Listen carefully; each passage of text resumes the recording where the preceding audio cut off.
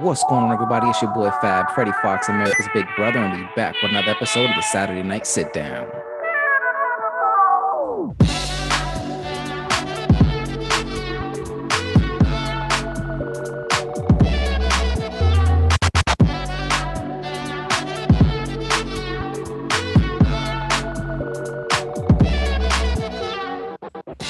What's going on, everybody? It's your boy Fab, and tonight I have the pleasure of speaking with one of my good friends, Dominique Lewis. Known for some time, and he's got a lot of great information, and hopefully, all this goes well for everybody. We have some great insight for you guys. So, as I said, for these things and stuff like that, reason I've been doing this podcast is as the older I get, I see more and more of this generation feel that they're getting lost along their ways. I see a lot of younger individuals getting killed over senseless stuff, and by kids who are just extremely, extremely young. And from my point of view, is I'm looking at it as from either a lack of a good role model or a lack of a father figure, something like that in their life that doesn't dare to give them that good insight or that good advice or try to really help to guide them down the right path. So my hopes is within doing this podcast and speaking with individuals like yourself, that we can shed some light and maybe hopefully guide them down the right path. Right. Well, first up, I want to say thank you for having me on, and I really do appreciate it. It's a humbling experience, and I hope I can help out in some advice and just helping leading our youth back to the right path. Oh, definitely. I think, like I said, I mean, everybody has something to offer, and I think, like I always say that, we're never going to experience every single thing in life. It's impossible. But if through conversation and meeting individuals and sharing our life experiences with each other, we could shed some light and some information and knowledge to help us make better decisions or guide us down the right path.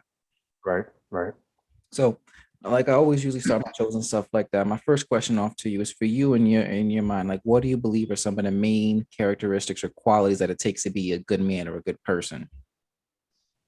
You know, one, that's a really good question because I was thinking about that for a while, and I thought to myself, like, what would one of my mentors tell me? Because I had some mentors in my life guide me in this area, and it helped me a lot to shape me where I am now. So some characteristics or qualities I would really say like love, compassion, and understanding. Mm, And I say those things. Love is because a lot of us have gone away or gone astray from like just uplifting each other. right, right. Everybody's in a constant competition and not really understanding or realizing that at the end of the day, all of this is just smoke and mirrors. We're here for one reason. We should be teaching each other, loving up on each other. We should be understanding each other, just taking the time out to do what we're doing. Talk. Right, right. Just talk. A lot of us, we're so stuck on our phones and our face, on Facebook, Twitter, TikTok, like all these things are cool. Some time, really good time killers, Mm-hmm. and not like time builders. Yeah. We should be building our time with our friends, new people, like reaching out to people. We sometimes we talk about doing things, but not really put forth the foot or the effort. So I think we have those characteristics and understanding people, understanding what their lifestyle is, like where they came from, how their childhood is, and having compassion for those people, because compassion goes a long way. It's not just like, just some small little thing that we look at like, oh, we just can't get compassion to everybody. Yeah, everybody deserves it. But we also have to use that discernment, Mm-hmm. making sure it's not just someone just looking for the attention. Yeah, That yeah. makes sense. No, definitely, man. I love your response, man. It's definitely that's why I enjoy doing this, man. You get a different point of view from everybody and stuff like that, and I'm really big on that too. Like when it comes down, like you said, to love, caring, and compassion. Like I was raised by majority women. Like my dad was home and stuff like that. I say this all the time. He was in the picture, but majority that people had the influence of my life was women, and really helped me develop that sense of compassion and caring and Same. love. You know what I mean? Like and it also made me think of a few of my personal role models, like who I want to try to be like in that essence, like Martin Luther King, Mother Teresa, Mahatma Gandhi. These are people who were loving, caring, compassionate people looking to do the good. And because they were so loving people, so kind-hearted. They were able to change the world and really leave an impact. Like I think to myself, like for instance, Mother Teresa, I'm sure she didn't have a job in a sense, but she can go anywhere and get anything because she was so loving, so compassionate, and genuinely caring. It's not about wanting to get those things or trying to better off, but genuinely being loving and compassionate to people. So I'm really, really, I don't want to say taken back from that response, but I'm really like glad that, it's not just me. You know what I mean? Like I said, you see other people having that same mentality. Right. And I think that's like, well, again, like I said, one of the main reasons why I'm doing this is because that lack of love and compassion. I think a lot of times, a lot of males in particular are looking for a sense just to be loved, just to be cared for. I mean, we spend so much time really trying to have to be so hard or so strong and, what I mean, like really be uh, not allowed to really feel anything. When Hmm. now all we really want to do is find somebody who genuinely loves us and care for us and who's there for us, and that's part of the struggle for myself that I think I went through a lot and trying to find out how to be a man myself and be comfortable with being loved and compassionate and I don't know if you have read this too, but I just came across, I finished reading this book by Jason Wilson. I don't know if you heard of him. I haven't. Um, but he's just and we might have seen a clip, but like a few years ago I came across him. He was a martial arts teacher and stuff, and one of the young boys in his class started crying. I guess they were going through some really difficult time trying to execute one of the moves or something like that. And he was really upset and crying. And he looked at him and he was like, it's okay to cry. And I was so taken back by that. You know what I mean? Like, because for so I know long exactly what you're talking we're about. told, like, yeah, all right, so good. Yeah, like, for so long we're always told, like, man up. You're not supposed to cry. You got to be strong. You know what I mean? Like, and Hmm. really try to disassociate ourselves from our feelings, which really leads to so much negative behavior in other ways. Like we're lashing out and trying to appease so many people because we can't share or express, our love or, being that caring thing. So that's really deep, man. That's really deep. Right. I appreciate that, man. Like I said, man, like I've had the mentors in my life. I'm blessed to have them in my life. Cause like I think about it, I'm like, where would I be at Mhm. if I didn't have the opportunity to have these men come into my life and show me that it's okay to do these things. It's okay that this is happening to you. Don't take it like this. Don't take it hard. It's one of those things where you don't have that manly communication or that manly like just interaction, just being in the presence of another man. Mhm. You know what Mhm. I'm saying? So you can like sharpen each other. Because this is what it's all about. It's all about sharpening each other. Right. And I think like all these is this now, like everybody's so stuck on trying to be the alpha male, or trying to be the top dog or, what I mean, like the head honcho when it's it shouldn't be like that. We should definitely be trying to lift each other up and help each other, achieve greatness. Not Right. everybody wants the same thing. Not everybody wants what you want or what you have and stuff like that. They all have different desires, but they also need help to, help motivate themselves. And like I texted you the other day when we were talking and stuff like that. I think that's one of those things. Like I said, I'm a huge Avatar fan, Last Airbender, because there's Yo, so I love many that. life lessons, man. Hmm. And Uncle Iroh is just such a great mentor and really helping, like I said, Zuko develop to be a man. And when the Tales of Bossing say, which I cry every time I see that episode, Hmm. but when he's getting robbed and stuff like that, and he gave the guy words of encouragement. And like I said, he said, you know what, although it's always good to believe in oneself, a little help of others can be a true blessing, Right. because we can always stay positive ourselves so long. Like I've been here so many times where I'm trying to be positive, or I'm trying to put my best foot forward and being hit with so much different adversity and really trying to stay in a positive mentality. But eventually, I mean, we all crack, you know what I mean? Like it Hmm. happens, we all crack in it. And it's at that point where we just need that little bit of word of encouragement for somebody else to say, hey, you're doing a good job, man. You're doing well. You're okay. You're strong enough to Right. handle this because we can't keep pushing ourselves, you know what I mean? Hmm. And with that, and I understand where you're coming from. A little thing I used to do when I was younger, um, like when I was 18, 19, I used to call myself Mr. Positive because I was just wanting to have positive vibes all the time. Mm-hmm. And you know, with those positive vibes, it started attracting people around me. I Right. didn't even know. Like I was just connecting with people, and then as you get older, things get tougher. You start to mature even more, and you're still trying to figure out what is it to be a man. What does it actually mean? Like, like I'm trying to figure that out.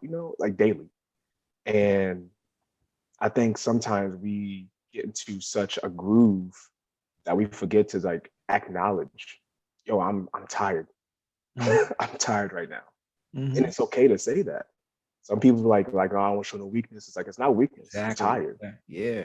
You're just tired. You gotta sleep. You gotta rest. Your brain needs to restart.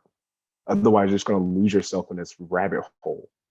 You know what? And it's crazy two things you say like that because I know like me growing up, I've always been like that. Always try to be positive, always trying to be upbeat, and you know what I mean. Like I've always said to myself, one of my mantras is, every moment you spend sad or every moment you spend feeling a negative feeling is a moment of happiness you're never going to get back.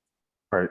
You know what I mean? Like, so I try to keep myself from, trying to be in a bad mood. And like you said, that too, I think that's one of those reasons why, like, I'm because I guess maybe that positive that I'm pushing out, man. So many people find it so easy to talk to me or open up to me or come to me for all those things. And they know I'm genuinely willing there to help. And I think that comes along with that mentality of, like you said, just being positive and really trying to be a beat and in those things.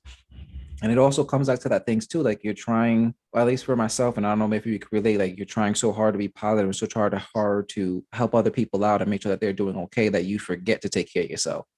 And there's so many times where I've lost sleep or I've been, different places and stuff like that. And it comes and it really impacts you physically, in a way that is unexplainable. Like a few years ago, I was going through so much stuff. I was a supervisor. My daughter was just born, and I'm going through all these different things and trying to, achieve and be like. For my thing is that a man is a provider. You know what I mean? Like that's one of my most like top things that I need to understand. That for me is like if I don't feel like I'm providing, I don't feel like I'm being a man. I don't feel like I'm doing what I need to do justice to my Right. family, for my wife, or for my kids. So I constantly push myself, and I actually it was a couple of days, I mean, I woke up and I was sore because I was going to the gym and stuff like that. And it was like one of those things where you feel like, I just had a good workout. I'm a little bit sore. Mm-hmm. And I took a couple of days off, but every single day it was getting worse. The pain was getting more intense. I was getting weaker and weaker and weaker. Until one day I was like at work and I'm trying to pick up the phone and I couldn't even like pick up the headset or dial number. I was like, I gotta go see my doctor. Mm. So I went down to see my doctor, and she was running all these tests on me. She's like, I don't want you to alarm me, but you need to go to the emergency room. So I went to the emergency room and I was Man. there, and like as time was going by, like I couldn't get up. Like I went paralyzed, bro. Like I couldn't move a muscle, like as much as I wanted to try. And I'm telling my body to like move your toes, like move your arms, get up and see, and I physically couldn't do it. Right. And I was there for like 3 days. Man. And part of it, like Man.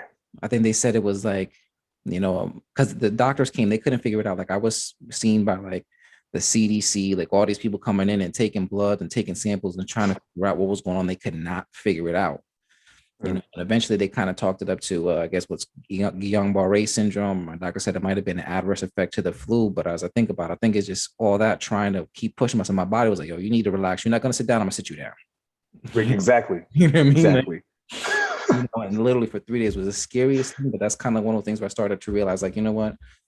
I really need to take care of myself because those 3 days I spent in the hospital were 3 days that I couldn't provide for my family. You know what I mean? Like, so Right. like again, learn to manage and balance that and really like take care of yourself and those things. So, You it's know, I'm sorry.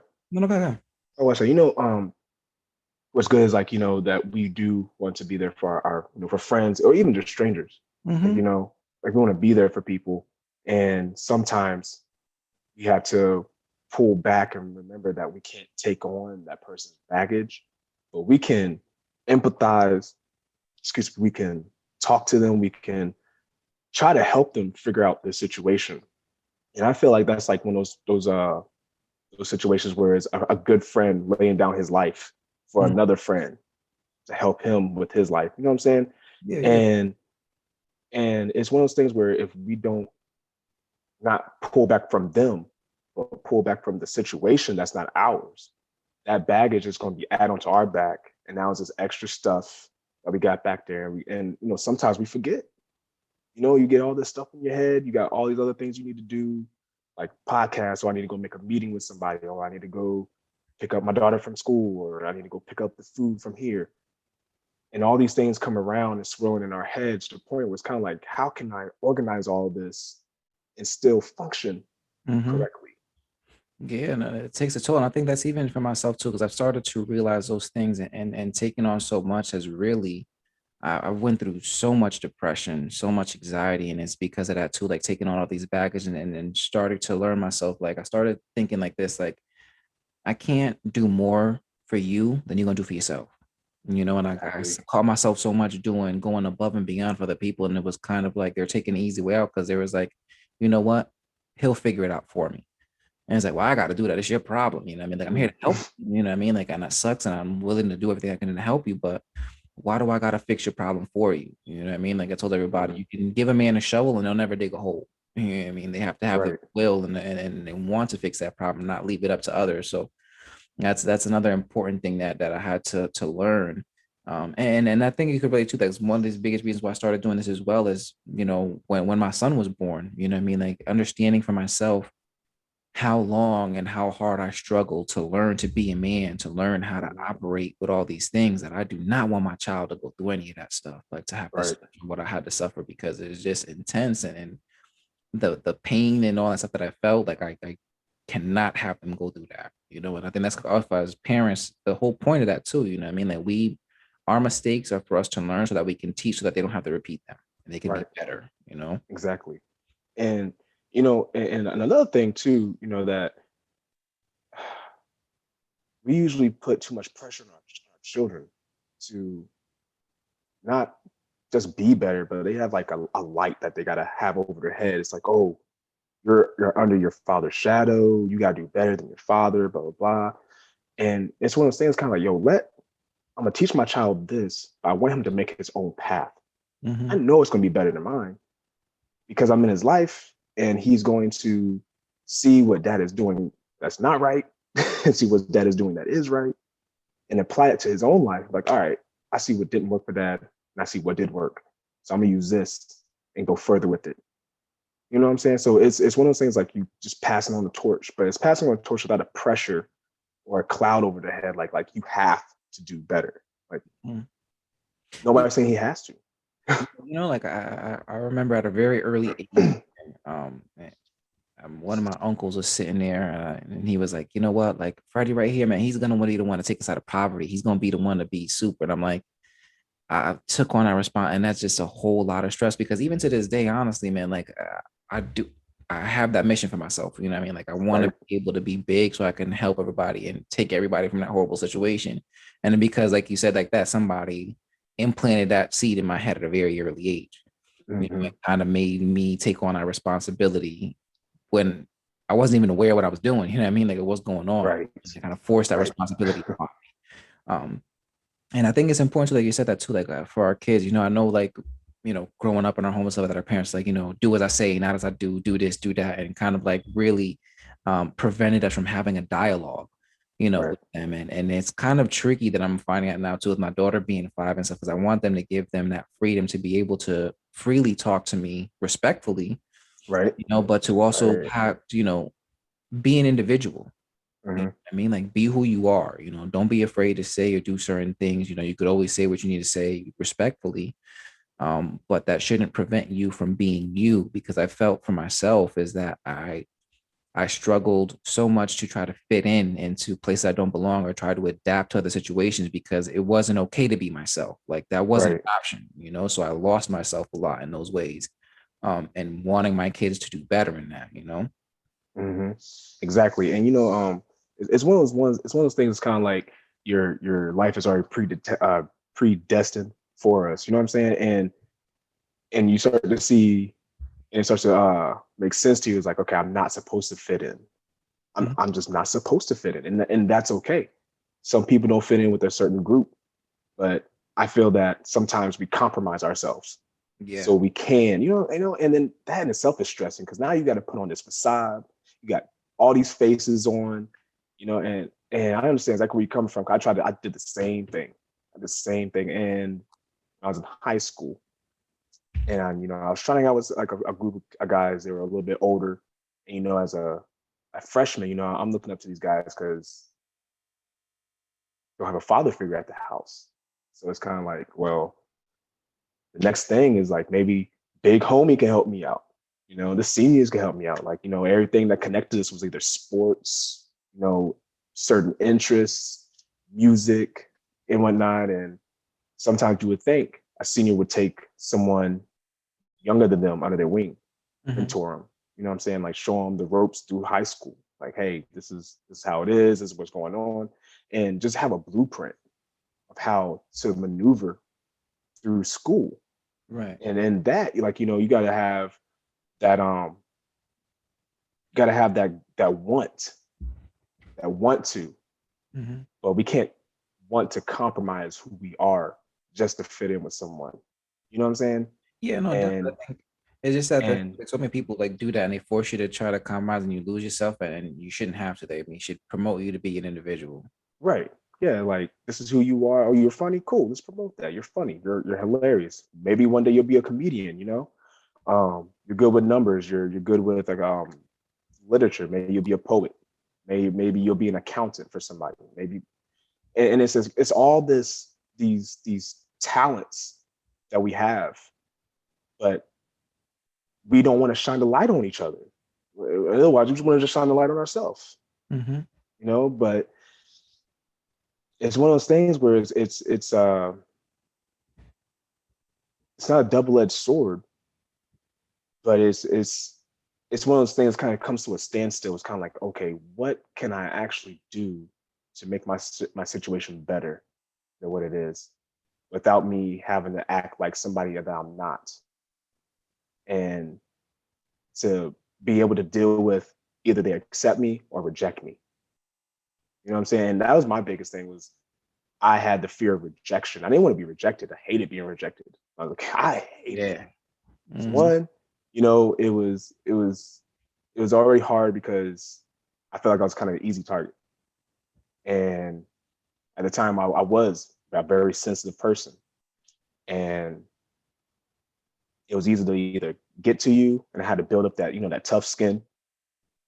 But at the same time, it's kind of like, why is this happening to me? And I have nobody to go to, and now you're just like in this corner.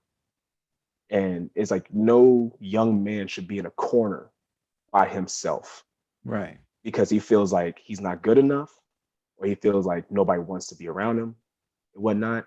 But thank God I have like great friends that I made in high Yeah. school because we still stay in contact with each other. And the thing is that we always build each other up. We Yeah. call each other out on our stuff. If we ain't doing Definitely. something right, like, hey man, you slipping, bro.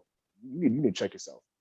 And that's love. Exactly. That's Exactly. that's all love. If I love you, I'm gonna check you. Hmm. If you don't, then it's kind of like, oh, I'm not gonna check him. Like, just let him fall. See what Right. happens. It's like, well, why were you gonna see what happens? You know? Oh, yeah, definitely, definitely, and I want to touch on that too because I guess I you pretty gently typed about that too. But like with your dad, I guess you went out there. What was your relationship with your father like, if you had one? Um, we weren't really we didn't have a relationship. Like my grandmother raised me. Hmm. Uh, she raised me. They had me when they were like 16 years old. Oh, okay. So, and at that early age, I could barely even remember a memory with my dad. And that's like, to me, I felt like that was sad. I was like, Dad, I don't even have a memory. But then it was like memories, maybe me going to their house and playing with my other siblings, and like, he was out working. He was a trucker. He's been a trucker for, about 20 plus years now. And now where we're at, I try to reach out. Um, it's still a little shaky ground, and I believe it's because it's been so long. He wasn't in my life for so long, and now like your son's back in your life, or you're trying to rekindle a relationship, make a relationship with your son, but maybe he feels that I have like resentment or hatred or anger in my heart. And I remember before I left for the Air Force, I did tell him these things. I went to his house because I was like, look, I'm not going to basic training with all this in my head. I gotta get all this out. Hmm. So I went to his house, we spoke. Um, I told him, I was like, yeah, man, I was like, I'm gonna be honest with you. You made me hate you. Like I hate you. I'm so mad that you were in my life. And I really just want my dad. You know what I'm saying? as men, as I know, like the world may make it seem like it's kiddish for us grown men to be like, I want my dad. Like, what's wrong with that? Exactly. You know what I'm saying? Like, I want my dad because I came from him. Mm-hmm. So, which means I want that relationship. I want to know who he is, how he ticks. You know what I'm saying? And not having that relationship, it sucked because going to school, you know, on the school bus, you see, for example, Billy or Jane and their dad giving them kisses and hugs, and moms are out there waving at them. You know, I had my grandmother. She worked hard, bro. That woman worked hard, and she would have to go to to work on base. Sometimes she just had to walk me out to the bus and jump straight in her car and leave, drive from one place to the next place, and I saw how tough it was on her. And the most frustrating portion of not having my dad in my life was I had to mature faster and to be a man at a young age. You know, as I'm a kid, I'm supposed to be a kid. I want to Mm-hmm. play, make friends, that stuff. Um, but now, we haven't talked as much. I try to reach out to him, but it's one of those things now. It's kind of like, okay, I reached out to you as many times as I could. Now this just hurts Yeah. because now I just feel like you're just Action. not responding to me. Yeah, and I needed him, but he just I don't know. I don't know. I'm not sure where his mind is right now. But I mean, I would like to sit down with him. Have a beer, just chat it up. And what went wrong, what happened. I understand that they were young. So it's one of those things. Kind of like I'm not mad. I'm not angry anymore. I don't hate him. It's just one of those things. I understand that they were young. Like 16, I was never thinking about having a child at 16. Right, right. So I can only imagine what they were feeling at 16. But yeah, man. But maybe something will change. I'm not going to lose faith. Maybe something will change, but I think the ball's in his court now, and he just has to dribble up. Yeah, no, and I guess you touched on it too, because it's usually one of my questions too is like how usually that impacted you. But like you said, you just had to mature a lot quicker than you wanted to, and that's one of the things for my kids too. And I want them to be a kid as long as they possibly can. You know what I mean? Like as long as they possibly can enjoy life and be kiddie and have fun and games and live in that imaginary world or, believe in the tooth fairy and Santa Claus and all those Right, wonderful things, as long as they possibly can, because you're gonna be an adult for a very long time. You know what I mean? Like life is going to right, beat you up for a very, very long time. So the longer you could appreciate those and then live in that mystique or whatever you can is a true blessing, and not force your kids to grow up too early. Because I had a similar thing too with my household. Again, even though my dad was there, was kind of like hard in certain aspects too, because there were some times where he would just go like years without working, hmm just because he didn't want to. So I'd have to see my mom struggling and paying all those bills and stuff like that. And it was like sucked seeing that at home. Like again, like in right, my head, like the man's supposed to be the provider and he's not doing that. I mean? He's just because he don't feel like it. I mean? It's thinking to myself, like, do you not love us enough to go out and work and strive and deal with the BS? Because that's part of like what kind of seeing that instilled in me. Like, I don't care what I gotta do, hmm cleaning toilets, whatever. I don't care what kind of job, what kind of thing, whatever is going to help me put food on my table for my family. I'm not going to be bigger than anything. I can't do right, that. I got people dependent on me. Um, and I don't want my kids like I had to go to work and help my mom pay the bills, when I could have been going to basketball practice or, what I'm saying? Like, and going into all these different things and kind of developing these relationships in these other places, but I can't because I got to go work after school and pay right. bills that I shouldn't have to at 15 years old. hmm You know what I mean? Like it's so much to put on somebody's shoulders. I think like, yeah, I want my kids to work, but to work to teach them less, not because I need to take care of my responsibilities. Right. No, So I understand that. I I guess I understand thought they that. say that too, like you said about having like a lot of those mentors. So I mean, like who are some of those mentors to you that helped you out or were really there for you to really teach you or that transition into being a man? Oh man. Well, two of them. One of them is my godfather, Terry G. Morgan. I met him when I was a kid, and we were going to church. Um, I remember seeing him, and the first thing that came to my mind was like, "Wow!" He reminds me of Martin Luther King Jr. Like just the way he carried himself. Like he literally looked like him for a while. And I told my grandma, I was like, Nana, Nana, is that Martin Luther King? She was like, boy, no, that's not Martin Luther King. But when I came to him and asked him, spoke with me and talked to me, and he's also he's a Marine, um, and retired Marine. I'm not sure if they say retired or not, but So once he's you're a a Marine, Marine. you're always a Marine. Is that what the saying is? Like, I guess so, man. but um, he helped me out so much because when I asked him, I was like, hey, I was like, will you be my godfather? He was absolutely. Like he didn't think about it not once. He didn't think about it not once. He said absolutely. He brought up to the head pastor, and he prayed over us, and he became my godfather. He taught me patience. Man, he taught me patience, and I feel like I was like just off the wall sometimes as a child. I know I was a lot just by like just seeing my children, and I was just like, yo, I feel like I probably put my grandmother through a ringer, man. Like, yeah, let's say because my son is wild and my daughter, they just got so much energy. And I'm looking at my mom, I was like, Mom, I was never like that. So she's like, boy, what? What? Like now you're gonna deal with it. Now you got a taste of it. right, Jesus, like just you're just reaping all of it. exactly, exactly. And he took me fishing a lot.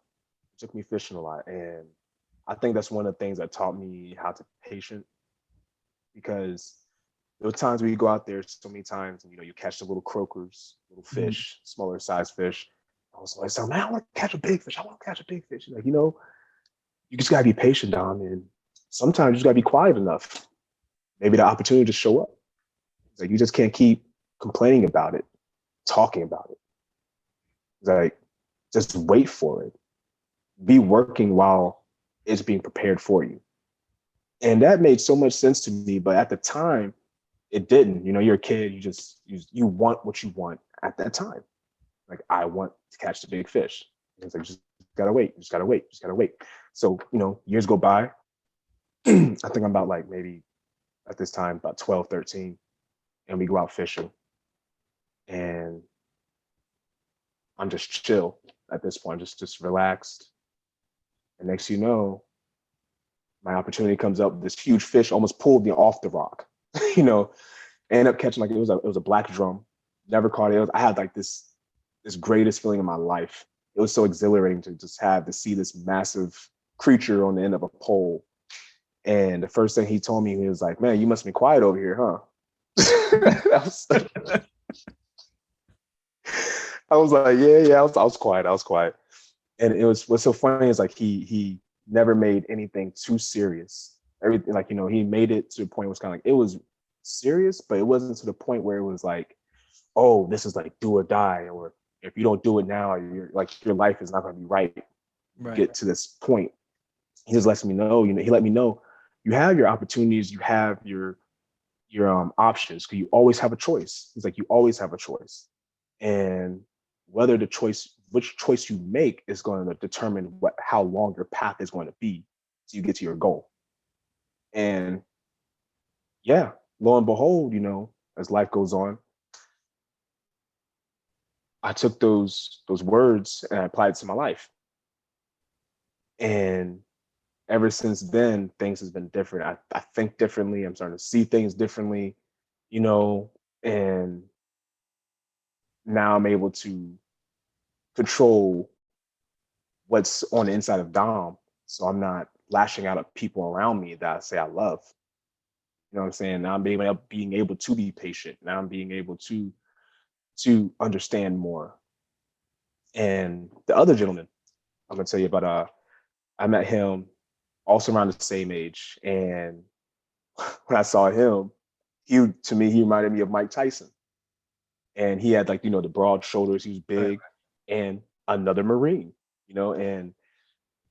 and I remember just coming up to him and tugging his pants leg, and I was like, "Hey, my name is Dominique Lewis," and he was like, "Oh, hey, my name is I'm sorry, he said my name is Holly Ravy," and I was like, "Nice to meet you."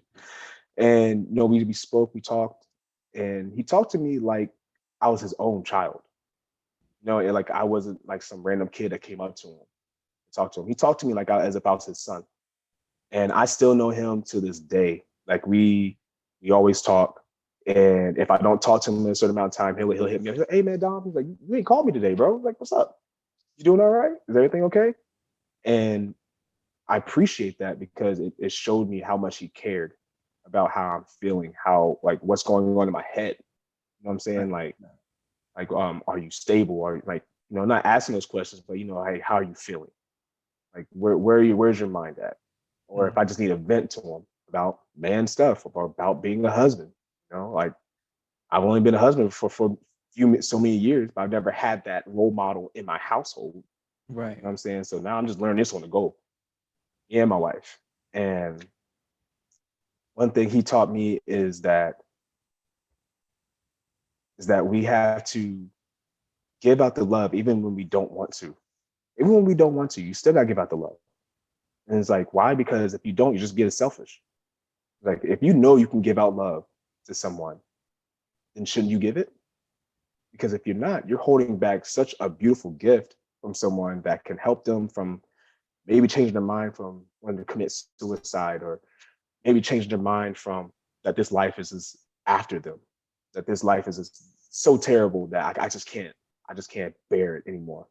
Yeah, like I always say, man, a little love goes a long way, man. So anybody, any random stranger, stuff like that, just a random kind of act, just something nice, you know what I mean? You don't know what anybody's going through, you know.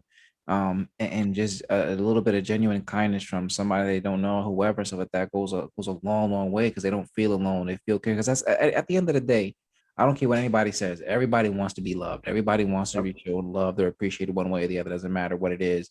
And once they receive that, it speaks volumes to them. Hmm. So I always say that too. You know what I mean? Like I want to pump out as much love as I possibly can into this world because that's the only way things are gonna change. Right. Right. Right. And if we don't love, then we're just gonna keep doing the same continuous cycle. And we're just repeating the same cycle over and over and over again. Like excuse me, it's nothing new. It's just a cycle that nobody wants to break. And then, some people, not some people, I'm gonna stop saying some people.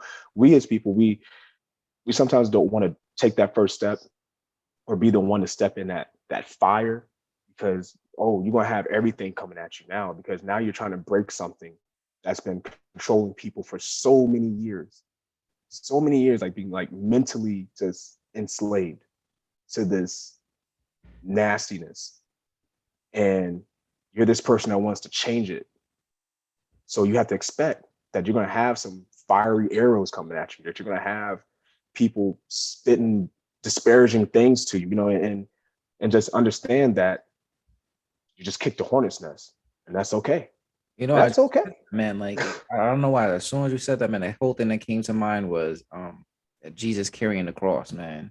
You know what I mean? Like and all that, because I got the cover here too for Passions. That movie really messed me up, man. Passions of the Christ, and seeing that, man, because Yo.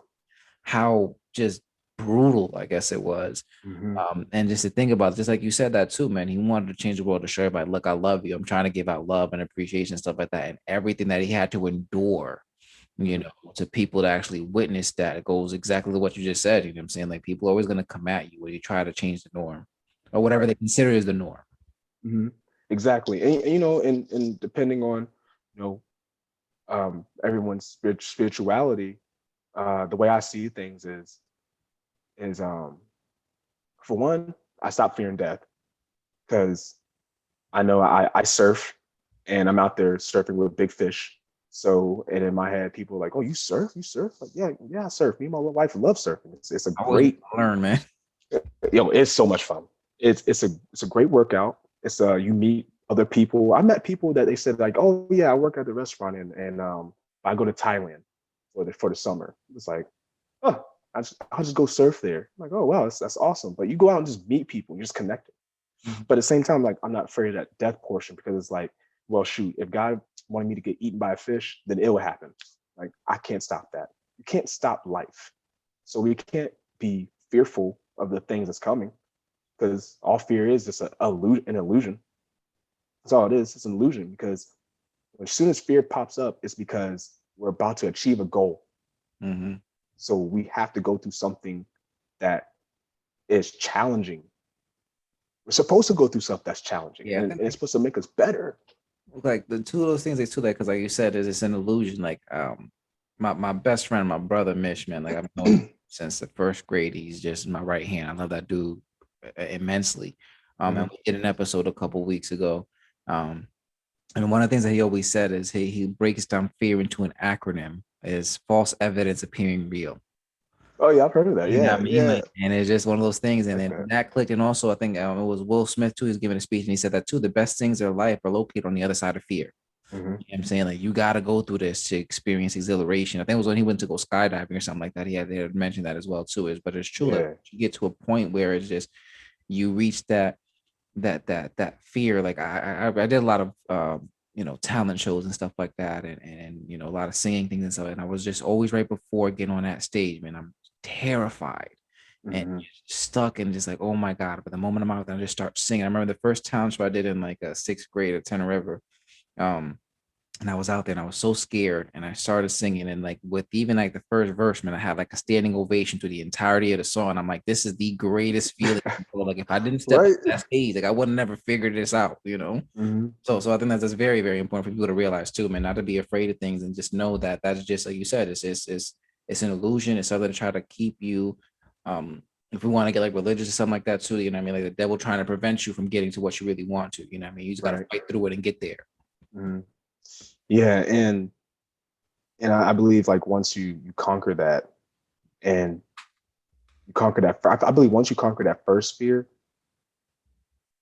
then you'll know how to conquer the next one because, or you'll know you'll be more ready because then once you see fear show up again, it's kind of like, oh, we've already met. So I already know what's on the other side of this curtain. So hey, let's do it. Let's go ahead and dance. And I believe that with every obstacle that we have, we should definitely just strategize. Just strategize everything. And I believe once you have a strategy, you put it on paper. I believe this putting it on paper, I believe, because you not only do you see it every single day, but now you're reading it to yourself. Yeah. And then you're putting those words of affirmations into your mind, into your body. You're speaking positive. And once you're speaking into all this positive energy, you have to reap something positive. Because like if I put a grape, well, not grape seed, if I put an apple seed in the ground, I'm expecting apples. I'm expecting oranges. It's expectation. If Right. I write it on a piece of paper, I'm expecting this to happen because I believe it. But in that, I have to do the work too. And that I believe that's one of the things that we kind of shift away from sometimes is we put it on paper or we say it out loud, but we don't put the work into it. We don't apply it. If we don't apply it, you can't see anything. You can't get no fruit. Mhm. And you're not going to reap anything. All you're going to do is just be sitting there just chasing a dream. Yeah, no, man. But like I said that too, like you're always planning and stuff. One thing for myself, man, like whenever I come across any challenge or anything, I'm saying, or something that I gotta take responsibility of, I always look at what is the best case scenario and what is a worst case scenario and try to envision everything in between so that what I mean, like, because once you're mentally doing that, like your mind is so powerful, like you can actually feel those things and make it actually real so that when I come across something that's negative, it's like I already went through this feeling already. You know what I'm saying? When I was planning back then. So I know what I got to do next. You know what I mean? Like I don't want to be Exactly. stuck with a deer in headlights. So I prepare myself always, like always say that to myself, worst case scenario, this is gonna happen. If I know that, then I'm already like I already dealt with it. I don't have to worry about that situation anymore. Hmm. Right. Right. And I believe that's like a class that they should just teach in general. Like they should have that as a class in school, teaching like emotional. I want to say emotional because I mean, our emotions can just get in the way of everything. Mm-hmm. If we just have emotional, just I'm gonna do this because my emotions tell me to do it, instead of like sitting down, looking at it for what it is. Is it solid? Is it something I know I can do? Do I see myself doing it? And I believe we could have those in school to teach children have their emotional content and how to control those emotions. Oh my goodness. Yeah. Yeah, Oh man. my goodness. Can you imagine? Yeah, like it's one of the things that I read, and I read like I'm going through all these self help, and if you, I would definitely for you, man, really recommend reading that book by Jason Wilson. It's called "Cry Like a Man." Cry Like, like a man. yeah, man. I'll Write send that down. you, man. But it took me a while. I did the audio book, but it took me a while to listen to it because there were so many times that it actually broke me down emotionally because I seen really like, oh my God, like that's what's going on with me. Like that's what it is. Mhm. Having to understand that. And really, I think it's so important to master your emotions because if you can control your emotions, nobody can control you.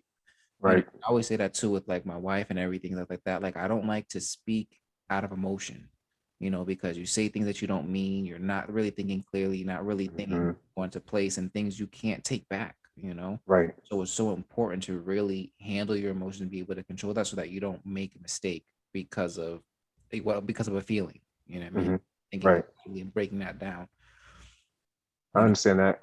Yeah, because I know I've said some things that I wish could have taken back, like in a heated moment, over like with me and my wife. Like we've had like arguments, and I've said some things to like friends I wish I didn't say, and it's one of those things, kind of like, wow, like I really should take a step back and not let the anger just take over, Mm-hmm. and it's so easy.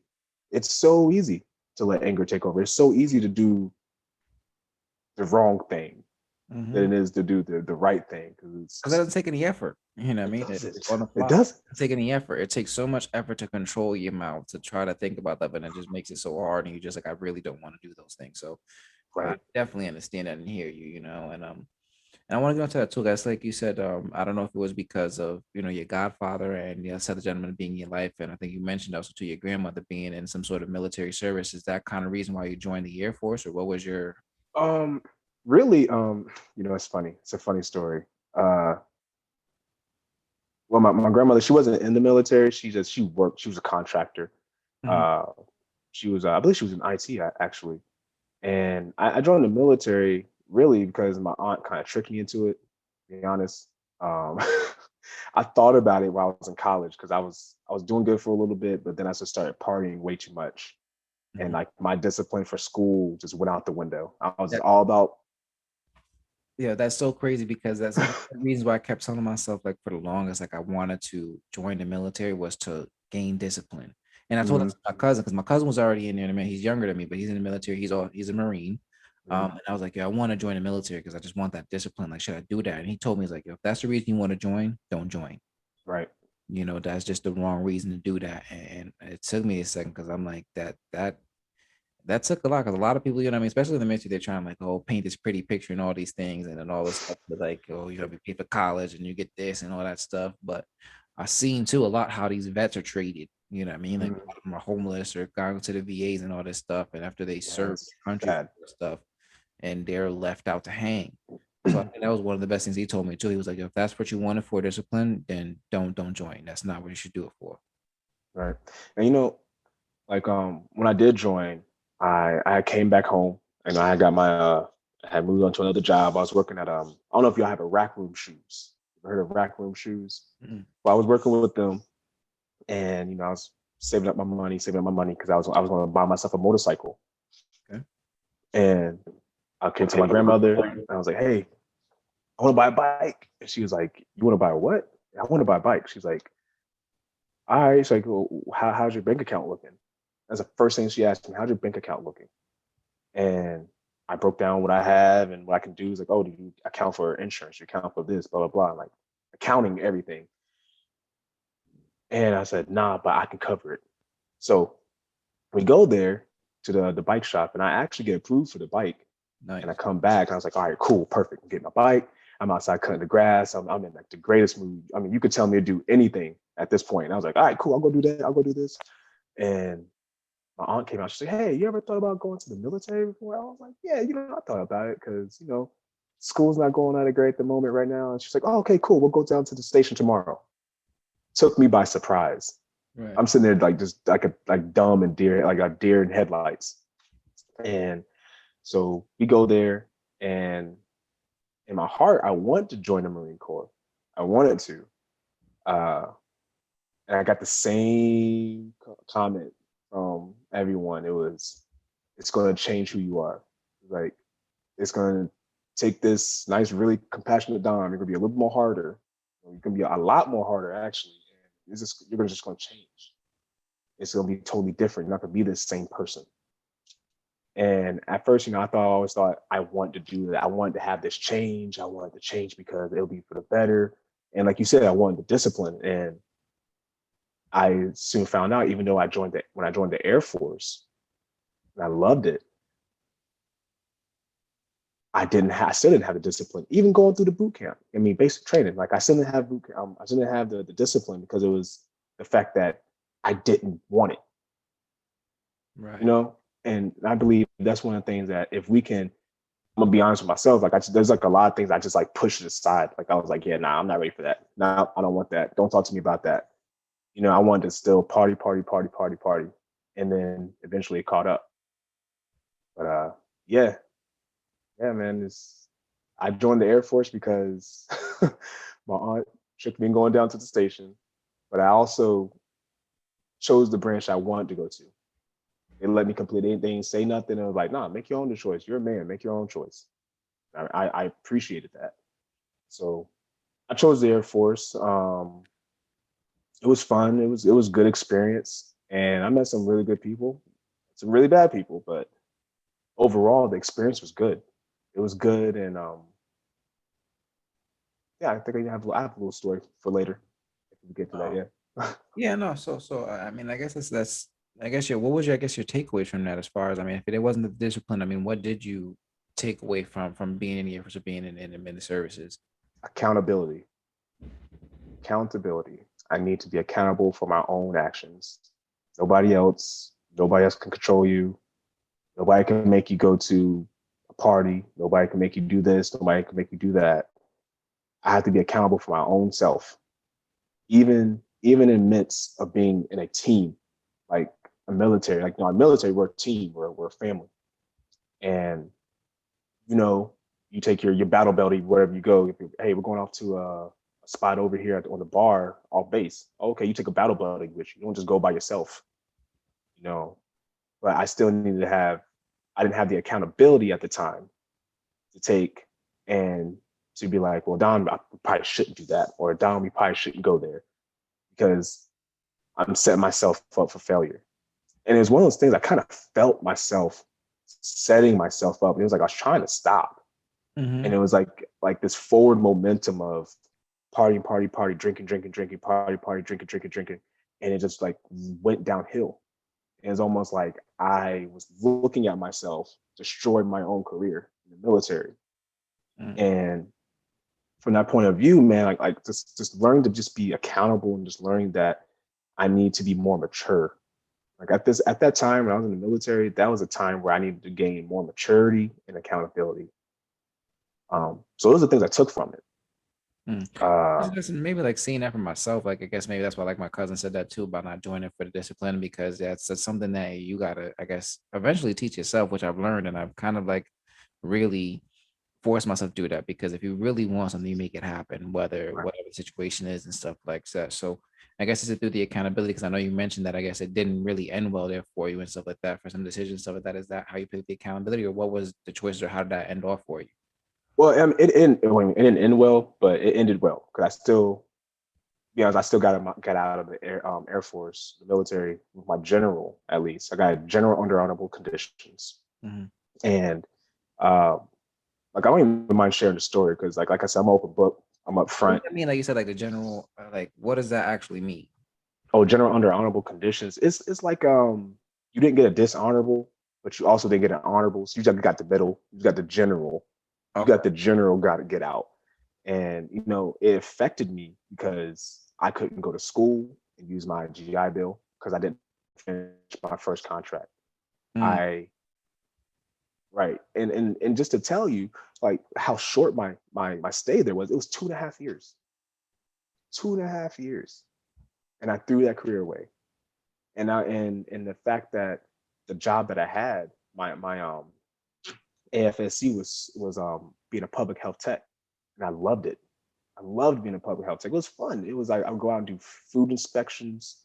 Um, just we did was it food inspections? We did mosquito surveillances, um, and even like pregnancy interviews, ST interviews, like you name it, dude. We was doing it. It was fun because it was like so many branches I had to learn, and Mm. I loved it. Uh, but I just didn't see that. I didn't see that. Uh, I let I let my emotion get in the way, um, and I didn't reel myself in.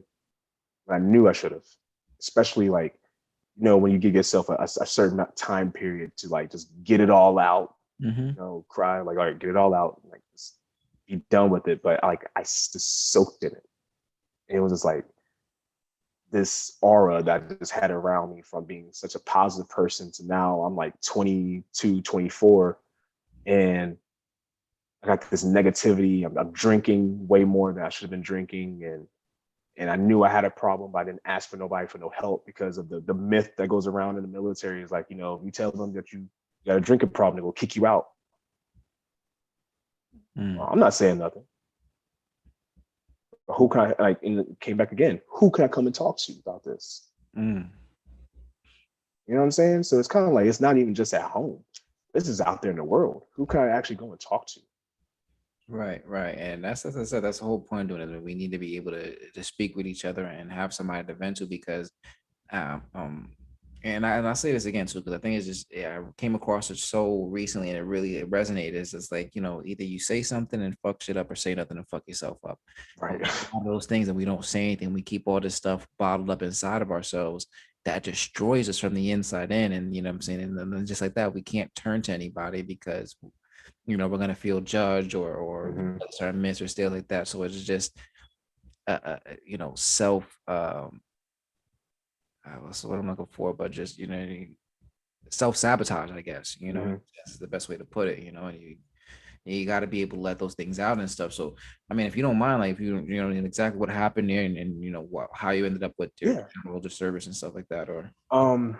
So what happened is a few friends, but I'm not gonna say their names, but a few friends of ours, we went to a party, this civilian party, went to their house, nice little house party. We had fun, and one of the guys there, I guess he had like $1,000 on him, and he loses it. So the next night after that, like, and the party is the same house. The mm, next night it's another party, but this time it's the girl's birthday. This girl we've met before. She met my friends before, and we all kind of drank in our dorm. And a guy that was actually talking to at the time was saying like, yeah, oh, no, she seems like she's kind of off, blah blah blah. I was like, okay, whatever. I'm not going to judge her. I'm just let her be who she is, and I'll make my own judgment. mhm. And then so when we went to that party though, off base, when we got there, it was like 3 o'clock, I think, like 2 or 3 o'clock, and she opens a door completely plastered, and I was just like, oh god, this is not a good idea. And our friend at the time, the airman with us, he had asked us if we could go with him because he didn't want to go by himself. And we were like, no, yeah, definitely, we'll go with you. He's like, yeah, I just want to go talk to her, and see see what happens. And military dude, he's trying to see what happens. Um, but he said like he told us, he's like, but I just want to make sure somebody's there because I don't want to get into any trouble, blah blah. We're like, oh yeah, definitely for sure, we'll be there with you. So we all go to this party. She comes up to the door, plastered out of her mind, and I'm just like, yo, you still want to be here for this? And he's thinking to himself, he was like, oh, let's just see what happens, blah blah blah. And maybe she'll chill out, whatever. And this is like, let's see, 1, 2, 3, 4 of us. Yeah, 4 of us are there. So as the night goes on, um, they're still drinking, and I made to myself, I told to myself, I was like, you know what, I'm the one that drove over here, so I can't be drinking. Right. Right. Date. But right. So, but I ended up taking a shot anyway. I took a shot of bourbon, whatever, just to get warm, to be sociable, I guess, with everybody. Um, well, eventually one of the people left and came back, and they had some marijuana. So self-incriminate, allegedly, not allegedly, there was marijuana there, and people took part. Um, so the next morning when we left from there, I'm sorry, let me not stop there. After the marijuana scene and everything, this girl goes on a belligerent tear of just like crying, fussing out everybody, and we're like, yo, what's going on? She's just drunk. And I tell my friends like, yo, we could just walk back to the base if you want. We just leave the car and just walk. And it was going to be like a good 5-7 mile walk. And I was like, I'll walk. And some of my friends that was just like out of it, we're like, nah, man, we're just going to rest here, just leave in the morning. But this chick went on such a tear to the point where the next morning, OSI called me in from my desk, and I'm not sure if y'all had OSI in your branch. It's like undercover officers or undercover agents or whatever, and they called me. I was like, "Hey, we need you to come down to the office. We just have a few questions." I was like, all right, cool. And in my head, it clicked that I'm going to OSI.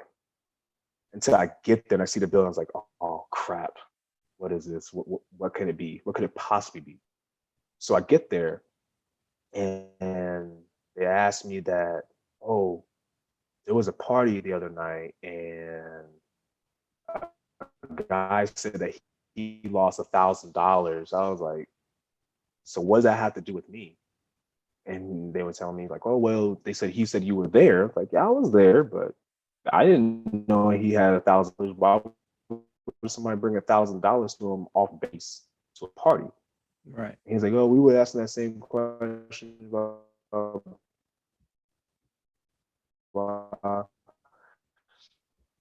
so it was like they let go. So apparently this girl was so angry because nobody wanted to talk to her, nobody wanted to sleep with her, that she called OSI and told them that there was marijuana at the party. This person was smoking, that person was smoking. She even said that I was smoking. Not confirming anything, but it is a fact that when I got there and they asked me about it, in my head, like it felt like it was slow motion. As they asked me, it was like they said, "Oh, and by the way, they said that there was marijuana at the party." It was so slow. In my mind, I was like, "This is where," and in my head, I was like, "This is where it is." I already knew. I came to that conclusion. A lawyer, it's my lawyer. Because I'm not going to incriminate myself. There's no point for me to do that. I was like, I just want a lawyer. So even with the lawyers I had off base, because they gave me an on base lawyer, I was like, nah, I don't want you because you're not even trying. Right. So I went off base and got an off base lawyer. Now this lawyer, he apparently defended the guy who did a bombing in Tulsa, Oklahoma. Oh, damn. So he was like, yeah, he's like, I'm gonna take your case because I have a student and I'm not gonna charge you for it. Thank you, God, because it was gonna cost me like $15,000 to $30,000 for this guy. And he told me he's gonna do it free. And he sat me down and he's completely straightforward after we went over all the evidence and everything. He's like, even with your negative T result, and this is what I hated. I hated it so bad because it was like I didn't want to be right about that. And I know I'm not right about that because like I would never know what would happen. Mm-hmm. But he told me, he's like, I don't see this going well. He's like, honestly, Dom, because you're in Oklahoma, you're a little dark, and I'm pretty sure your panel is predominantly Caucasian. And with him being Caucasian himself to say that to me, and I was like, really? I was like, dang, bro. I was like that. And he's like, I'm not trying, not like that. He's like, we could still go through with it and see what happens. He's like, but I just don't want to see you going to prison for cannabis. He's like, it's stupid. He's like, I don't want to see you going for cannabis. Like, maybe we can talk to them and work something out. At this point, I'm just like, all right, cool. Let's see what happens. And at this point, I'm just in such a depression at this point, like due to so much, but I put myself in this position. Right. I put myself in this position. And it was so much, man. Like I was so depressed. I gained weight. Like, dude, I gained like maybe like 15 pounds in the course of like 5 days. I was just eating just junk food. I wasn't working out at this point. Like I had like literally mentally, I gave up. And I was like, there's no point in me fighting. They already saying I'm gonna get kicked out. Like the commander, I know the commander don't even want me here, blah, blah, blah. Like, it's just, you start going through these things in your head and it just snowballs. And to even add more on top of that, I ended up getting into a motorcycle accident. So not only mentally, and like I'm mentally depressed, and I'm going through this trial. But now I had a motorcycle accident, I almost lost my life. And it was like, well, what more could I get? Like, what's happening to me? So when they told me when I was getting my discharge, and I'm not gonna lie to you, man, like cleaning out my dorm, cleaning out my desk, it hit me so hard. Like I probably cried the whole time. I probably cried the whole time. Not the fact that I made a wrong decision. I cried because I didn't stop myself. I wasn't accountable enough. I wasn't mature enough to be like, no, this is not the right thing to do. You don't have to be cool. You don't have to be here. You can just go, you know?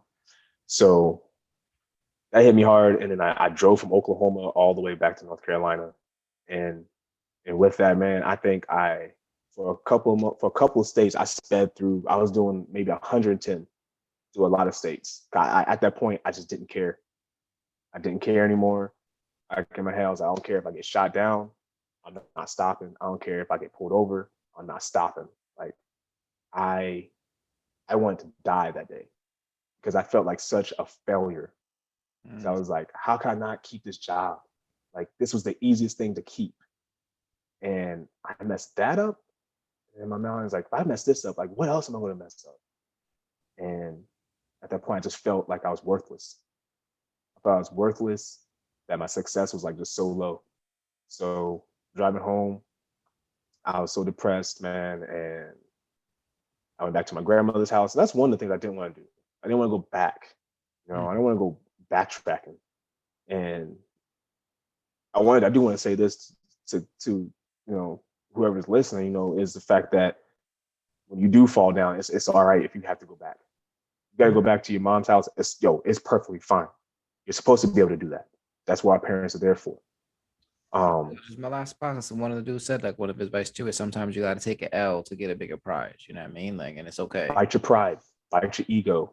You got to throw your ego away. But I became a truck driver at that time, and uh, even in that class, people thought I was going to fail because I was having a problem with the driving and everything, man. But when test day came, I prayed. I literally prayed. It worked. I passed it flying colors the first time around. Got my license, got my job, was driving, was making good money. But I had poor money managing skills. So I was Mm. just like, it's another thing that a man needs to understand is managing your money. Like I made, I think in 1 week I made like $2,000 in 1 week, and I burnt through it in a day. I burnt through it in a day at a kiosk. At a kiosk, right, right. And I really, I look back on it, I don't think I was mentally there. I think I checked out. Even with getting the CDL, making the money, it still wasn't good enough. I was making more money truck driving than I was when I was in the military. And I made that off rip. Mm. And it still wasn't enough. It still wasn't enough. But I had that hole. I was trying to feel like this depression just like in me that I just wanted to fill up. And I was like, yo, I don't know what I'm doing. Like, God, what is all this for? Like, Yes, that's easy, man. Because I could really, really relate to all of that, man. And I think like it was, I was working for Cablevision for 8 years, and I was making great money. I mean, like we say that we were ridiculously overpaid, for mm, what we were doing, and like on holidays we were getting paid triple time. You know what I mean? So I was making like whew, something an hour. You know what I mean? Sit there taking phone calls like, oh, did you unplug your modem? Did you plug it back in? It's working now. Cool. Like that's all I was doing, making $100 an hour. right.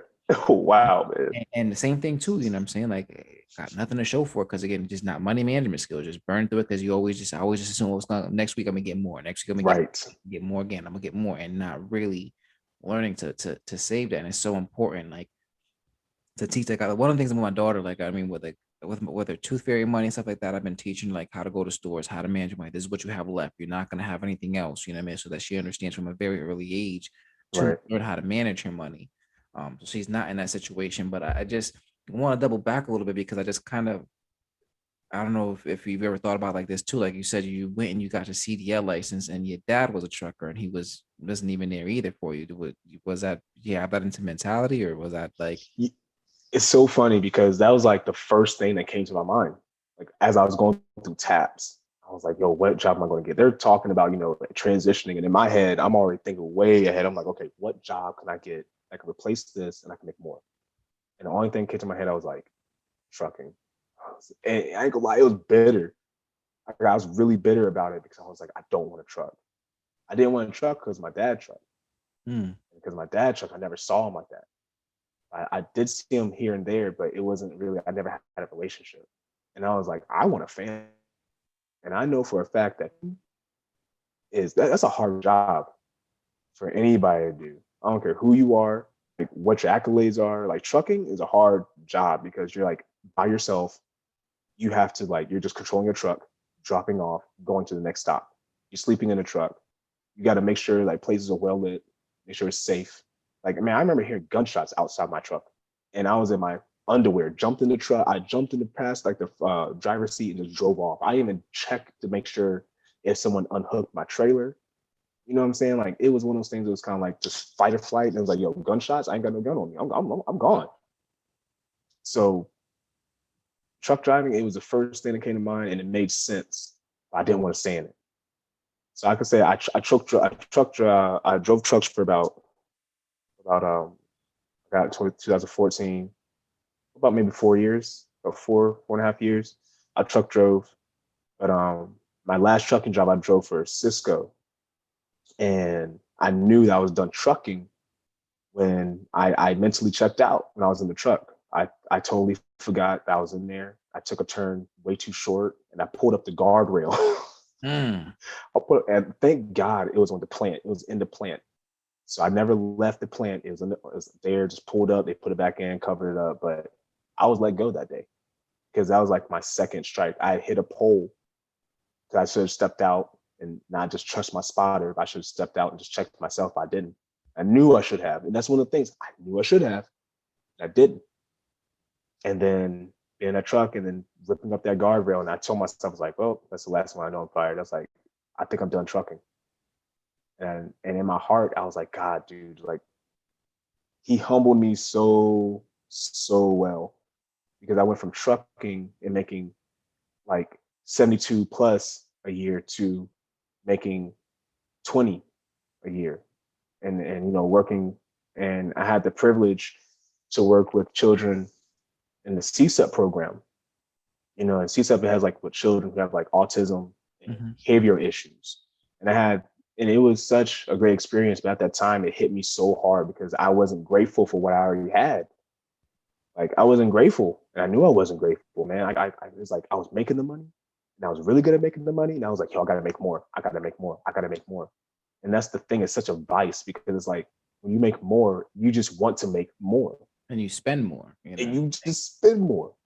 And it's kind of like it's a never-ending cycle. You're never going to be happy if you keep making all this money. I mean, not just making it, but you just like want to just keep. That's like your main focus, like money, money, money, money, money, money, money. Hmm. And I had to bite that bullet, especially when my wife told me, she was like, "You're just money hungry." And she was like, Yeah. It's so wild, man. I remember it was just one of those things, man. I got to a point where I was like that, man. I was extremely money hungry, man. I just wanted to make money and trying to find anything that I could do to attain as much money as possible. "Right." And I was doing I don't know if you heard of Amway. I think I Um heard it actually. Yeah. yeah, I was doing like Amway and stuff like that. And I was like, oh, they paying all this stuff, you can make all these buku bucks or whatever and stuff like that. And one night my wife and we were dating at the time, and her parents, when we went to New York City to go to like a concert or whatever, somebody Mm-hmm. was performing. And I was like, oh, we're going to be at a place, I'm going to take some of my product with me, some of these lip gloss and stuff like that, and I'm going to try to sell this stuff or whatever. And I'm there and I'm just thinking of trying to make money and how to do this stuff. And then my wife came to me, she's like, oh, like, why don't you have a good time or whatever. And I'm like, yo, I'm trying to make this money, and Right. it was one of those, when I look back at it, I'm like, oh my God, like how horrible was that? Like, Right. I spend time with them and I'm like, I'm just trying to make some bread. Like, and she didn't say anything. Like, I just remember it to this day. She just kind of just like turned around and just walked off to her parents. And I was like, oh, what the fuck did I just do? Right. Like, and I should have just said like that, like, be gratitude, I'm saying? Be in the moment. Like, I'm here with them, like a family, we're trying to spend some time together, do something fun and enjoyable. Um, Mm-hmm. and I wasn't grateful. So one of the things, and I commend my wife for doing that too. Like every night before we put my daughter to bed, we ask her like, "What are you grateful for today?" Mm-hmm. Like to practice being grateful and having gratitude on a daily basis. That's one of the things that we try to instill for her. So, I mean, with you, like you just said, mentioned that you wanted to have a family. Now, Mm-hmm. what was that for you? Like, said, when did you realize that? Was it because of the lack of your dad not being around, or what was it for you that was like, yo, I want a family? Because for me, it You was know, I needed love, and I wanted my family to give me mm-hmm. You know what? No, I think it's because I wanted my mom and dad to be together. I wanted them both to be together, and I wanted to have that dad and mom relationship. that. I wake up, I see my mom, I see my dad. Talking to my mom, talking to my dad. I get checked by my dad, I get checked by my mom. They I wanted that happy home where where I'm not a statistic. Mm. You know what I'm saying? It made me feel like I was a statistic. Yeah, yeah. And I was like, I didn't want that. It was like that. I think that was a burning desire in my heart. It's like, I'm not going to do that to my child. I would not do that to my family. I would not leave, no matter how hard it gets. We would get help if we had to get help. But I believe that I had that desire in my heart when I was 9. I was 9 years old. I had Wow. a desire in my heart. And I had my son, my son, even though he came second after our daughter. Mhm. Um, I had already had his name picked out. I had his first name picked out. I didn't have his middle name picked out. I had his first name. I used to write it down all the time. People used to make fun of me about it and everything. And I knew that my wife, Chris, was the one when she accepted my son's name. And I told her, and she was like, nah, I love that name. I like that name. That name is strong. I like that name. I was like, yeah, right? That's a good name. So even as a kid, like it's crazy that you would have that pressure that you don't have a parent at, like you don't have your dad at home, or let alone like your mom's not there either. Like she was there in my life more than he was. She came to my football games. She taught me how to play football and basketball. um, but not to have your dad there and not to have them both together in harmony to teach you and show you what family looks like with a man and woman, Mhm. a husband and wife, and to be at a young age already have that in your head that I'm not gonna do that to my family. And when I was a kid reading my Bible, I used to read Ezekiel, my favorite. He's like my favorite prophet. Um, I loved all his visions. I love like how God used him, even though I'm pretty sure it was hard for him Mhm. in the book. But um, that's my son's name, Ezekiel. Um, and I said I was going to honor that because I really wanted that name for my son. I was like, man, that name is so strong. Like there's so much power to it. And when God put that on my heart, man, and I told my wife about it, she was like, oh yeah. She was like, oh, what about Jeremiah? What do you think about Jeremiah's middle name? I was like, I like that. I like that. EJ Lewis. I like that. You know what I'm saying? And it was one of those things. It was just it did my heart good knowing that she accepted like what I loved, Mhm. accepted something that meant a lot to me. And naming my son, like that's like the biggest thing. That was like the biggest thing for me. Like I really want to name my son. He's my son. Like I'm gonna be his dad. I'm not gonna leave his side. I'm not gonna like deter him. I'm not gonna push him away. I'm not gonna make him feel like he's worthless. Nah, I make him feel like he's $1 billion. I make him feel like you can't be replaced. You There's know, only one of you. like and I think you just helped me realize something for myself, man. Like it's so different with, like I said earlier, with my daughter and my son. Mm-hmm. Because I was raised with a lot of women, and I feel like I got that down. How to treat a woman, how to take care of them, because my mom showed me that stuff. And I guess I was always trying to put my finger on it, like on why I have this relationship or this intense wanting to have this bond with my son. And I Mm-hmm. think it comes down to that, just like feeling that rejection, me, at times from my dad and not being there and all those stuff. Like I do want to be there for all the kids, but I think it's just like as a man to a man to a man, I don't want to continue that cycle. Exactly. It just really just kind of just dawned on me, you know what I mean? Like speaking with it without like on why that it's so important and why I feel, because which is true, man. Me and my daughter, we have a great bond too. You know what I mean? Like she was there. I've got that thanks to my wife, I got to be a stay-at-home dad, which is something that I've always wanted to do because of those things. Like I don't want to be away from my kids. Right. So I'm so grateful for her allowing me to do that and being home. And I think the good thing for that too is that she knows I have the patience for it and all that stuff and allow me that. But with my son too, like we have this type of bond that I guess I've always wanted with my dad. Like my son, and he's not a mom, he's a daddy's boy. Like he loves my Same here. mom, but like in the morning, like she'll take him out of the crib and put him on the bed, and he'll run over to me and he'll grab my head and he'll give me kisses. Like he doesn't kiss her like he kissed me. You know what I mean? Like it's so hard for him to show her affection. With me, to him, it comes so easily.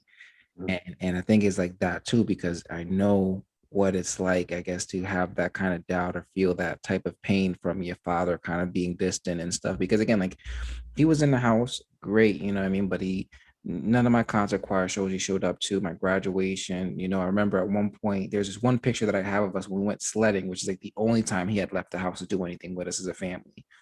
And we would used to play wrestle, early on, and then it just kind of stopped, and he kind of just distance himself. That we would watch wrestling, but like in opposite rooms of the house. So if something happened, I would walk over and be like, "Hey, Dad, did you see that?" And I try to force a conversation with him. He's like, "Yeah, this, that, third," and I just walk back to my room, and it was just that Right. sense of like rejection or like I guess go back to that episode of Fresh Prince. When his Mhm. dad came in, he was like, how come he don't Ooh, man. call? Oh God. That That hits me every time.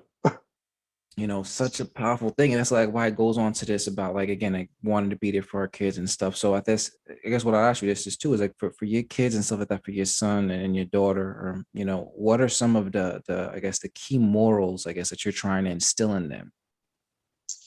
Man, I really want to just instill in them love. I want to instill in them hard work ethic because you need to have a hard work ethic. I don't care. Nobody say we should be working hard to do something better for ourselves.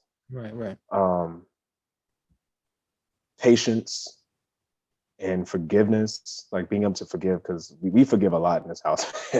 Mhm. Because sometimes, sometimes some days it's rough, and sometimes it gets hot, and we got to forgive each other, and that's a daily thing that we work on with them.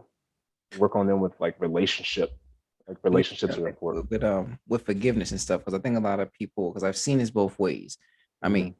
do you think even again, how old are your kids now? Nisi is 3. Zeke it will be 2. He's 1.5, and then Gyra just got here. He got here the 16th of this month. That's right. Congratulations on that one too. Yeah, we delivered him at home, so that was fun. Wow. It's different. Um, and I think people kind of, I guess I'm criticized for it too, but I think if I make a mistake with my daughter, or my son like that, I'm going to apologize. Mhm.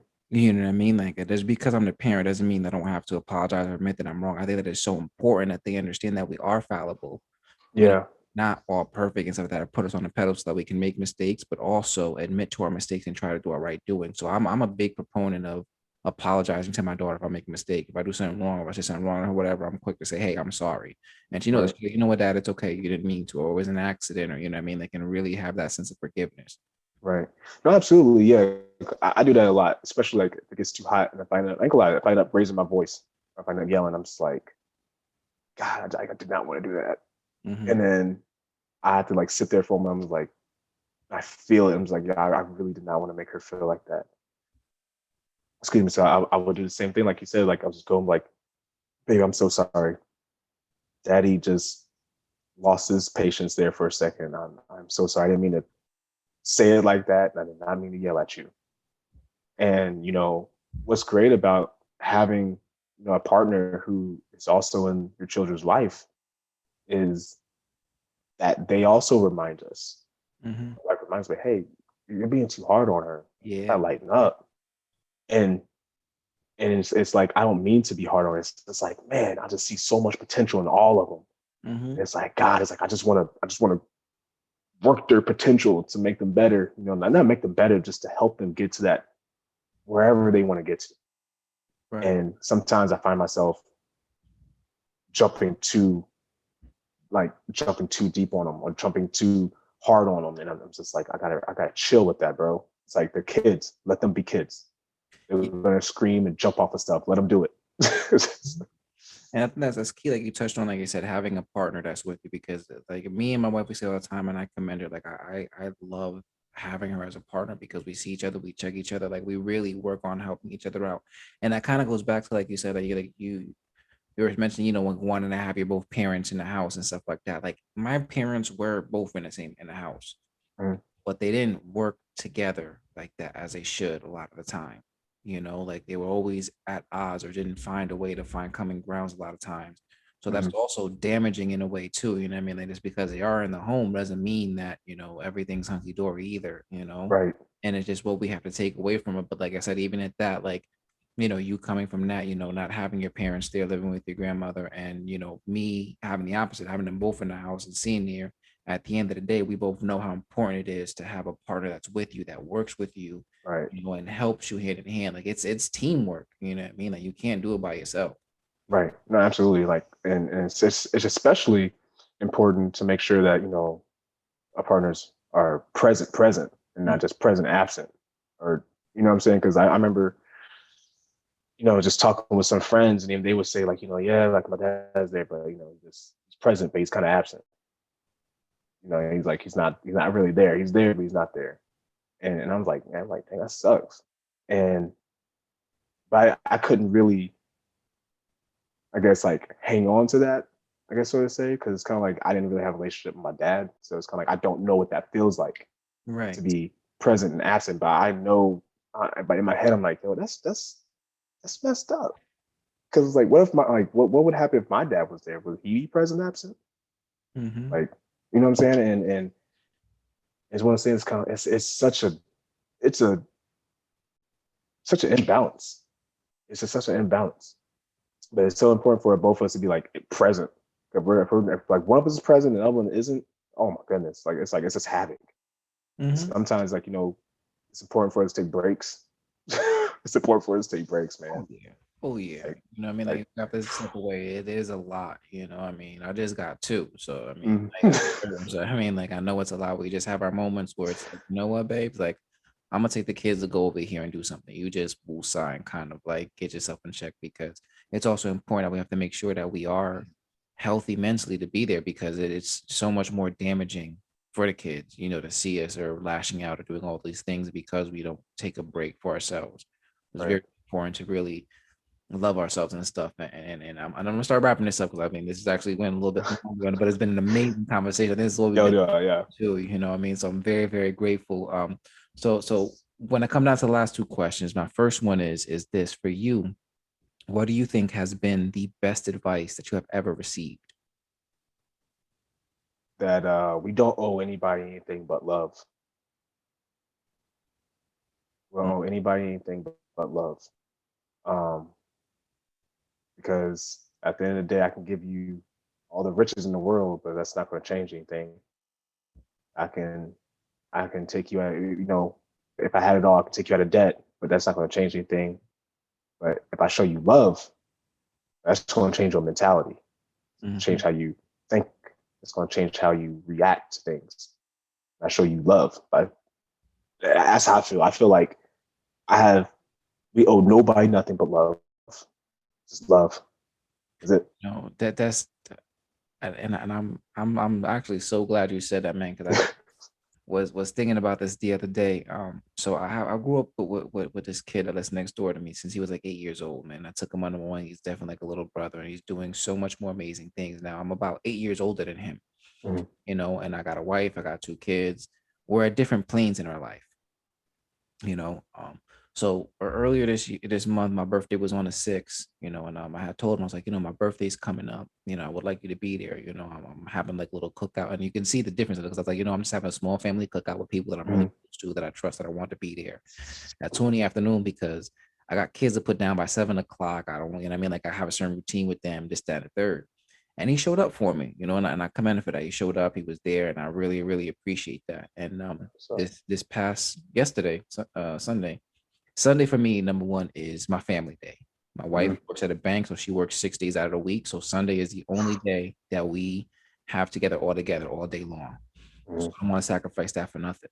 Right. I don't care what it is. But he told me, he's like, oh, it's my birthday. I'm gonna be going away because it's actually on the 28th.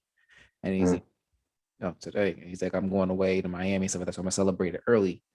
And he hit me up last night at like 8 o'clock. He was going down to Stanford to go have some drinks and go do the whole bar thing and stuff. And in my mind, I'm like, I'm beyond that, man. That's not my scene anymore.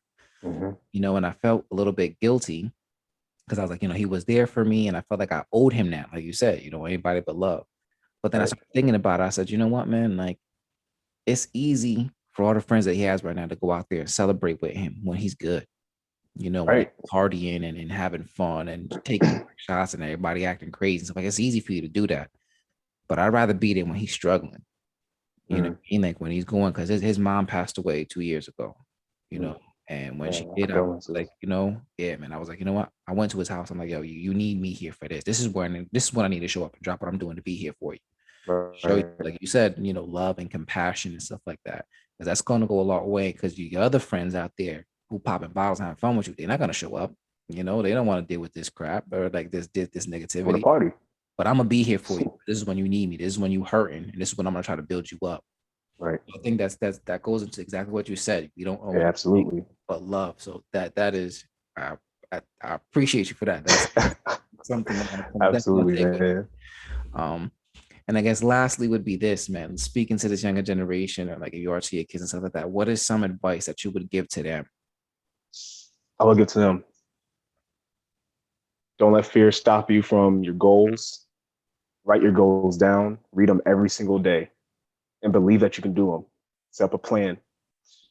Uh, do something simple to get a good routine going. Like start something like a repetition, even if it's like tying your shoes.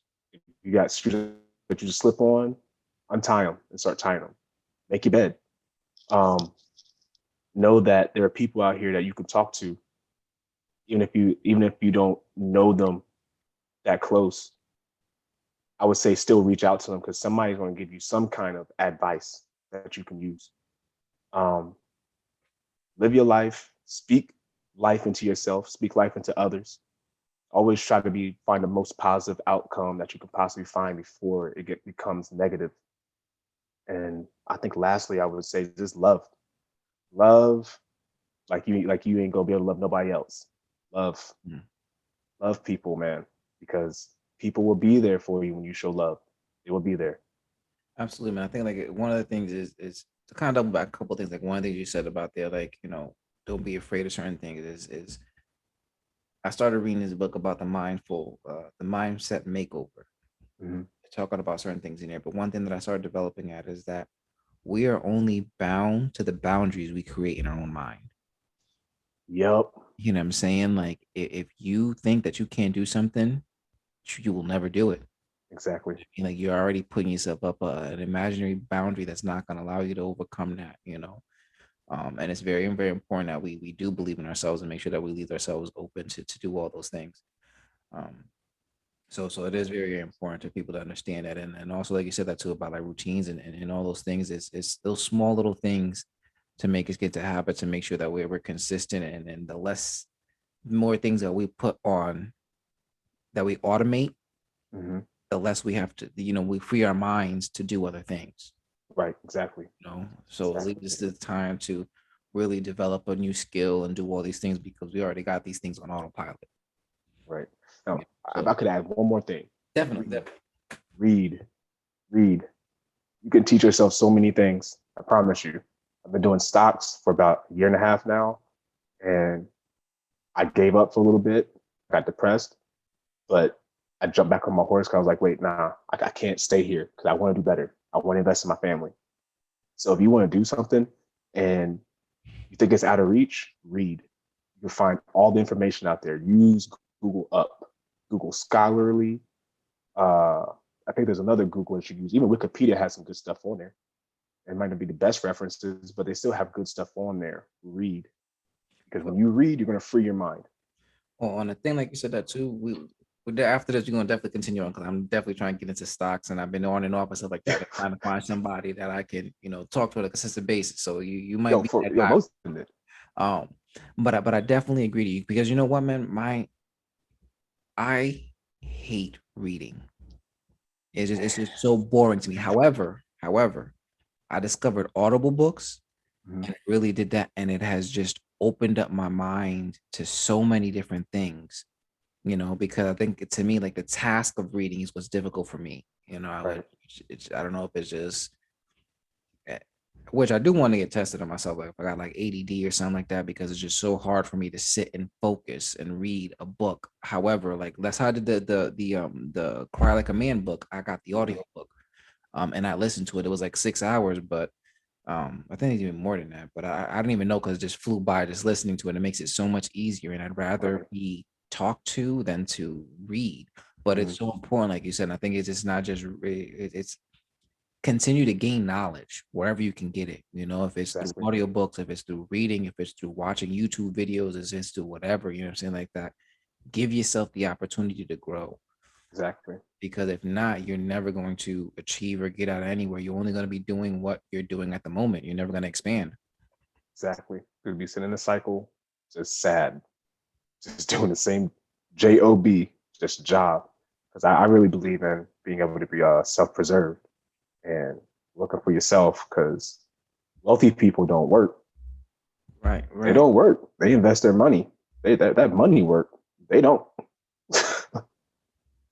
No, that's one of the things, like I said, like when I would really want to get into stocks because I started like understanding, I'm like, how the hell does Bill Gates stay rich? Like, I understand like stocks, but like it's tied up. So in my mind, I was like, you need to sell the stock to get the money. But then if you sell the stock, you're losing your money. So what does it Mhm. does? And I came across dividends and all. So it's just one of those things. Like if I didn't learn and read into that thing, then it's just not gonna get any better. Right. No, I understand that completely. I understand that completely. So I No, know for me, reading audiobooks is hard. see, everybody's different. You know what I mean? Yeah, because I would be able to listening and then I would get lost in my own thoughts out of nowhere. It's just like I listen and then drift. I was like, whoa, wait a minute, wait, I gotta go back, I gotta go back, I gotta go back. I was like, why am I repeating this so many times? But if I sit there and read it, I have to force myself to sit there and like read. Now I'll do that. So now where it's a practice now, reading something it doesn't affect me as much anymore. Mhm. So I'm not like jittery. It's more like, all right, whew, let me read. You know what I'm saying? Yeah, yeah, But definitely. yeah, But listen, man. Again, like definitely did a little bit longer than I expected and stuff like that. But this has been an amazing, amazing conversation, and I absolutely, appreciate you man. taking the time to sit down and share your stories and share your insight. And hopefully, again, like the whole goal is to again give somebody a better chance at life, or somebody to understand that they're not alone. That people are going through these things, and know that Right, it's okay, and that we can make something of ourselves despite of whatever we have gone through or whatever negativity we may think that has impacted us. right. I feel you. Thank you, and thank you for having me on, man. I really appreciate it. Like I said, it's just humbling, and it's been an honor to be able to sit here and talk with you, man. I really appreciate it, and really had a lot of fun. Oh no, well, thank you, thank you. Well, man, as everybody, as I always say, man, no matter who you are, no matter what you've done, your big brother loves you. Stay blessed, everybody.